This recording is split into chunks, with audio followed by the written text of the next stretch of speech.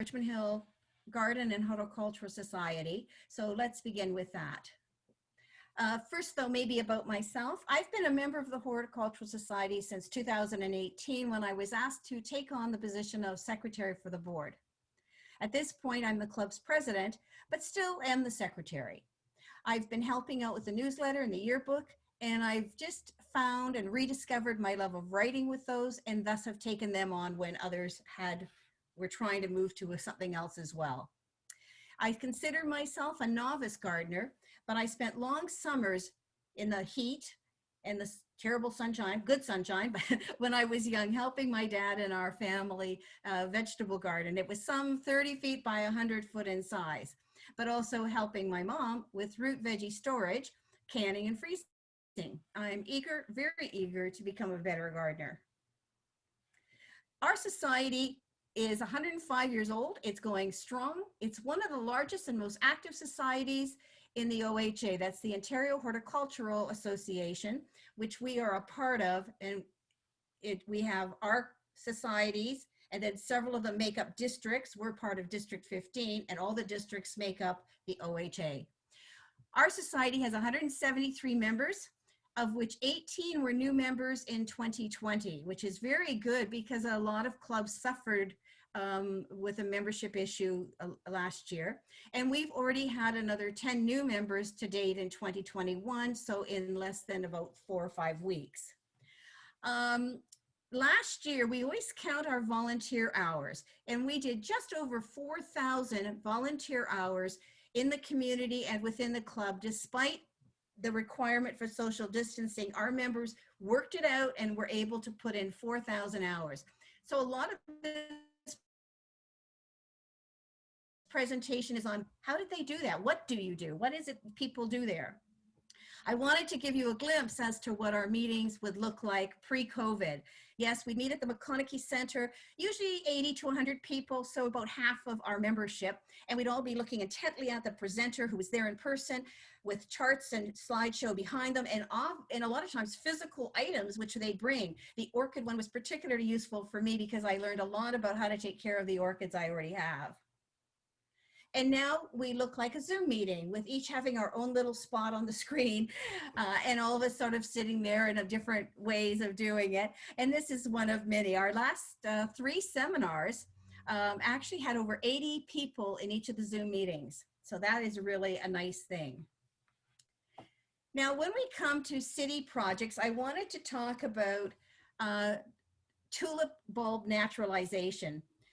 These spring bulbs are removed from the town gardens. The town had planted them. They're removed when they're finished their season. Normally they might be composted if you don't want them to come up, those same ones to come up right then and there. But instead the city generously delivers them to one of our members' driveway, and then the rest of the members are notified and they can go pick up a bag of bulbs, which we then dry out, store for the winter, or well, store until September, and then in September you plant them again and they'll be right back up for the next year. I call it beautiful recycling. Our Horticultural Society also cares for 4 public gardens in the city of Richmond Hill. This one is McClatchy Gardens, and it's at the Center for Performing Arts. This actually is a memorial garden to Gladys, who was a former member and president of the club. And some of the flowers, not all anymore, but some of the flowers are from her original garden and have grown and continue to grow and display themselves every year. Another is at Hill House Hospice, which is a beautiful garden. I'm sure you know where it is. It's just near the Performing Arts Center, not so far.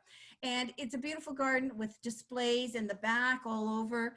And in the front, we just put in a new garden about a year and a half ago. We put in a new garden at the front beside the driveway. And then another one, I think, over towards the west side of the house. This particular view actually shows and has within it a memorial garden for one of our members who dedicated herself to this garden, plus one of the hospice's staff who was very keen and happy with the garden. And it really makes a pleasant environment for those that are visiting loved ones in their time at Hill House. We also have a herb garden at the Heritage Center on Church Street.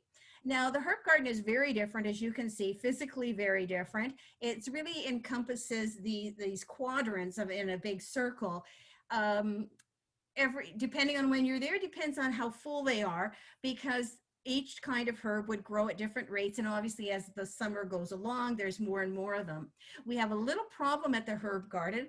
People who visit it obviously really like it, but they take the plants, they pull them out and take them with them, which is, well, appreciative, I suppose. But we've put up a sign to ask them, please only take a leaf or a pinch of a stem with a leaf on it, something like that, so that they could grow their own, because they could grow it from that rather than the whole plant. And then it's there for everyone. But many different kinds of herbs, the smell is really nice. The Millennium Garden is at the Mill Pond. It's on the south side of the parking lot. And it is a really nice, it's a very small, long garden with a path going through it. In the middle of it, a couple of years ago, the city put in conjunction with David Suzuki, a canoe. And that canoe is really used for native plants, to highlight and feature them. And indeed, all of our gardens have a lot of native plants. And you'll find that our members are very into native plants, very into pollination and bees, etc. We also like to get involved in some of the city events that are in the spring and summer. Healthy Yards is a really good event, I feel, that the city runs. In the last year and this year, they have an online store and curbside pickup. And you could actually go, though, to the one of the arenas and get free wood chips as well. We typically had participated in Healthy Gardens by selling our plants, which we couldn't do in 2020. Let's see what happens this year. And then in addition to that event, we also do table talks at many events, or nowadays virtual presentations at events, such as at the Councilors Award events, various parties, Richmond Hill Blooms Awards Night, and there's a lot of other ones we do too. Now, speaking of Richmond Hill Blooms, this is another great project. I guess at one time it was called the Front Yard Appreciation Project. And last year, more than 1,500 nominations were made in the city, i.e. 1,500 homes with front gardens to look at. The city judges that and then makes a short list. Our members, we have 6 teams of 3 people. They do vary each year, but 18 people basically go out and judge all of the gardens shortlisted by the city. We do it per ward, so the 6 teams match each the wards. So that each team does, in total do about 100 to 120 gardens. There are 18 winners, 3 per ward. And we really enjoy that participation that we have in it, and and attend usually the award service as well, and participate in handing out the awards. And of course, the Remembrance Day services we participate in as well with the Legion. We donate to their wreath and poppy fund, and we usually do have a wreath that would have our group's name on it, that is put it in that in that memorial area. Now let's look at community involvement briefly. Well, the community has a lot of extra activities going on. The York Region Food Network is a really nice group. I really enjoy that for a lot of reasons. But we do with them a CD Saturday. A CD Saturday is a chance where some of our members go and they answer questions. Sometimes they have a specific presentation they'll be making to attendees. And that's usually early March. I don't think the date's been set this year, and whether it's going to be virtual or not, but that's been happening for 8 years now. We also, at the end of them, usually give away seeds. So that's a seedy Saturday. It's time to start getting seeds in order, so you could maybe start making seedlings, growing seedlings. We also work with the Richmond Hill Public Library, usually with their central branch. We do CD Saturdays. Last year we did 1 in person and 1 virtual. That was new for us. And I was really happy to participate in the virtual one, where the library solicited questions, gardening questions, from residents in the city. And then our members each answered some of the questions. We gathered them up, and then myself and another person actually went through and videotaped ourselves and did the actual question. Here's the question, here's the answer. The city put that together and published it. Very, very effective with lots of people involved. More recently, give a tip of the hat to Marge for her suggestion of gardening tips on the richmondhill.com site. This is a new activity we started September of 2020. The tips are done weekly, although in the low of Christmas to times in January, we went to bi-weekly. But we're going back to weekly now, and this newsletter, Marge's newsletter, goes out on Sundays. And all the tips have been written and contributed by the members. This is a really nice effort, I think. We've echoed it on our own website, and the pages, at least on our website, the gardening tip pages are the highest hit pages since October for the entire site. This is really phenomenal. It shows to us there's a lot of interest. And as a result, we've created 4 veggie seminars that we've been offering. We'll talk about those later. Now, we do more activities that are specific that we've developed instead of, the community wanted us to help them or the city was asking us to participate. So the society events, number of things. One of the big things is garden tours. We have member-only tours and we have public tours. The member-only is members looking at other members' gardens. And for that, we can look at the front yard, the backyard, etc. A public tour, commonly known as open gates, is something where we open gardens of members. Sometimes a few non-members ask to participate, and the general public is allowed to make the tour. This year, we're also going to add virtual tours to that. Last year, because a lot of people couldn't actually physically go and see gardens at anyone's house, not even front gardens for a lot of folks, we actually put a lot of pictures into the newsletter of different members' gardens. So this worked out very well, and each issue from about, I'd say June up to October, we had 2 to 5 different gardens displayed, and I had letters come in, which were really nice to see, that said, thank you for letting me see someone's garden because I haven't been out of the house or felt I could be. Now, in addition to the garden tours, we have a greenhouse. We don't own it, of course. The greenhouse is at Alexander Mackenzie High School. You can see it if it's across from the hospital, basically, where the greenhouse is at the back. Great opportunity for us to not only use something that the school hasn't been able to use in their curriculum for some time. Now that we're in there doing it in non-COVID times, we actually have students and teachers come in and work. They work on and getting their hours put in for volunteer hours. But we teach them how to do things. But regardless, now we're still doing it. We're still growing it. They're working hard. We have plant sales, bus tours. People like to see gardens that aren't necessarily next door. And in December, an annual holiday celebration. If we can't do the holiday celebration due to social distancing, then we'll put on an extra speaker night. Let's look at these garden glimpses that were posted this year. Well, just a couple of them that were posted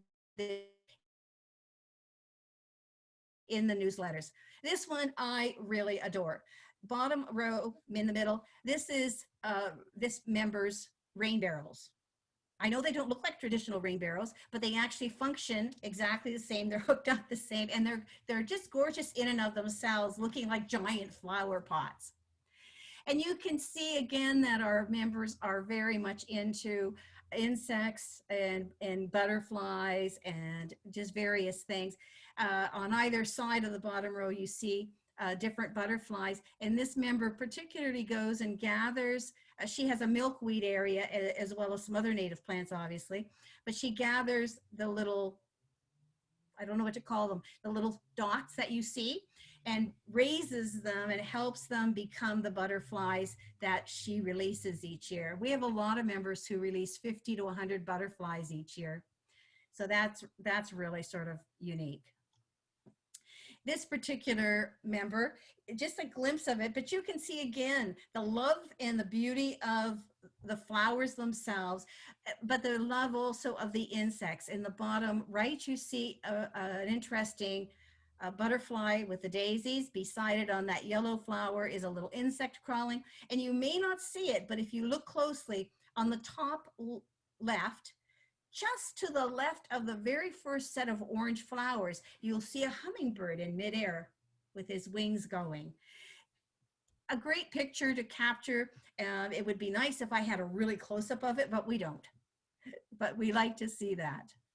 And of course, here's yet another one where you can see that these flowers, just very specific flowers, some of them very common, some a little bit more exotic perhaps, all of them taken by a person who who came in as a new member, and he phoned me a little frustrated and said, I became a new member and I really wanted to take pictures, but I don't have any, there's no pictures to be taken. We don't have any meetings in person right now. And I said, have I got a deal for you?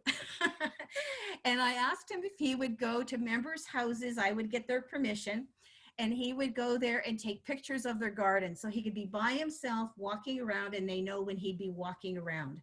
It worked out fantastic, and he ended up taking pictures of this, but also of the Richmond Hill Public Library gardens, and a lot of community gardens are the public gardens that we maintain as well. It worked out very nicely, and I'm hoping to do more with him.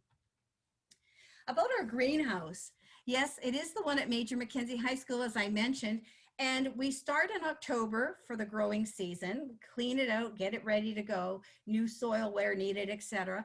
And you can see we've planted on tables, but you can see there's a lot of larger plants that are on the ground, on the floor growing up.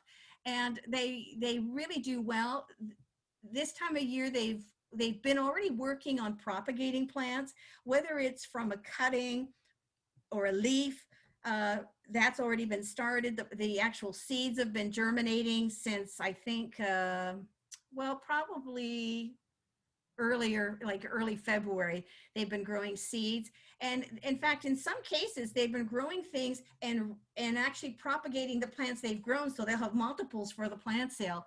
And they have enough right now that we're going to actually put on a second plant show, plant sale for only succulents, coming very more quickly. So that'll be interesting. So we can appreciate all the members who actually participate and help with all the gardening and maintenance care there. The plant sale itself used to be done in McConaughey Center. This year we are preparing to do a virtual sale, which takes on a whole new set of technology expertise as we create an online store basically, and people have to photograph each plant, get its name, how many do we have, what price should they be, and so that we can open this up and have people go to the little website, choose the plants they want, and then arrange for a pickup delivery date. Right, moving on to the society infrastructure, I should say. We start with a yearbook every year, and ours was just published last week. So it's a really good information resource. It's guidance for what we have, what we are, what we stand for. Last year was the first time we produced it online. I really like the idea because it's a lot more, inexpensive to the society to produce it that way. And it can be updated so that during the year you may get updates if things are changing. So we've got a very full book this year, complete with member information so people can look that up. And we do make printed copies for those who really do need it. Our program team, hats off to them. They have already, they've had this done since early January. They've got all the speakers for the entire year. You can see, I'll just highlight a couple of them. Tonight we have Molly and Alex. These are sisters who are specialists on succulents. They're talking. But next month is April, and we have Paul Zammit, who's a very, really well-respected speaker, and he's talking about space-conscious gardening, which is a very interesting topic. Followed by Jean, who the next month, talking about boulevard gardening. I want to say what that is, because when I first heard, I thought, well, what's that? So boulevard gardening, we all have, if you own a home, you have an easement at the front in your front yard from the street to maybe 6 to 8 feet that the city actually owns, but you maintain. That easement is your boulevard, whether you have a sidewalk or not, that's your boulevard. And we've talked to the city and they have agreed, yes, you may have boulevard gardens with the caveat that please keep them weed free and sort of tidy looking. So this will be an interesting new thing to see how many people all of a sudden spark up and grow some boulevard gardens. So you can see we have a lot of really interesting topics. Ben Collins coming back later in the summer. I think it'll be really good. In addition to that, you'll see at the bottom, we've already done 3 additional seminars. The first one was done in January, and it was actually done on building terrariums, like a hands-on how-to with a lady building it on the screen in front of you. And she had an information kit so that you could actually go get those items and make your own. Very informative. I loved it. I'm going to make one. And then the next 4 that were 2 in February, 2 coming up in March on the 10th and 24th. Those are a vegetable growing series. So you can see them each phase, grow, what do you need in this soil? Where do you put your garden? How do you grow the seeds and seedlings indoors? What gets planted in the ground? Tonight, we're talking about square foot gardening, or not tonight, next Tuesday, I guess it is, next Wednesday, we're talking about square foot gardening. And it goes on so that you can actually have a very interesting view of how to grow. That's a real bonus. We've had over 88 people at each of those seminars. Guests are welcome, and guests for the seminars were free. So if you want to come to one in the future, please invite yourself and a friend, and you just register on the website. Now, the Society website is another big feature and really resource, a really good resource for it. This is one of the home pages in the last month or so. And, it highlights who's coming. It welcomes you. It has upcoming events, etc. So, and if you're a member of the club, you get extra access. You can see current and back issues of our newsletter. You can comment on gardening tips, although that is open to the public, and review board meetings because no one tries to hide anything. Whatever we do with the board and all committee reports are displayed there for every member to see should they want to. So you also get access to membership, really a good thing. It mentioned Facebook. We do have a Facebook site. It features upcoming events, etc. And you can see it highlights and features things that we're doing with links to some of the activities we're doing.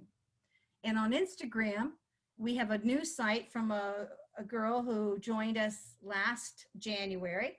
And she, got this week, she mentioned to me and after a meeting that she enjoyed Instagram and she really knew it. So I said, well, if you really know it, would you like to build us a site and help run it? And she said, of course she would. That's something a lot of members will do. If you just ask them, they will volunteer. Our newsletter comes out every second month. Lots of photos. In fact, that's sort of a running joke right now because I happen to manage this particular one. And people are sort of going, we love the photos. And a few of them going, you've got so many photos. But it really, really, I felt when you're sitting by yourself at home day after day during COVID and you're not able to get out for whatever reason, isn't it nice to see growing things in front of you at least once every 2 months, even if they're just in a magazine? So this has been really good. It has a lot of additional things. And we also do a monthly outings of interest to it's sent out by email. But I must confess, I personally, in my inner voice, don't call it outings of interest to gardeners anymore. I call it innings of interest, because what can you do when you're sitting here as opposed to what you used to do when you could walk and visit people? It's going very well as well. And it was monthly. And then just to summarize things, when we're in person, you're always greeted with a friendly face. And this is our refreshment group. You can see a group of smiling people who are, great team of men and women. They coordinate all the refreshments for our in-person meeting. But I want to add that that's what I have found at the Hort when I joined, is so many people who smile at you and say, hi, how are you? That's a real nice advantage to the club. So with that, I want to thank you for your interest. And if you wanted more information, I have our website address. our Facebook address, and our Instagram address so that you could go see those. Okay, thank you so much.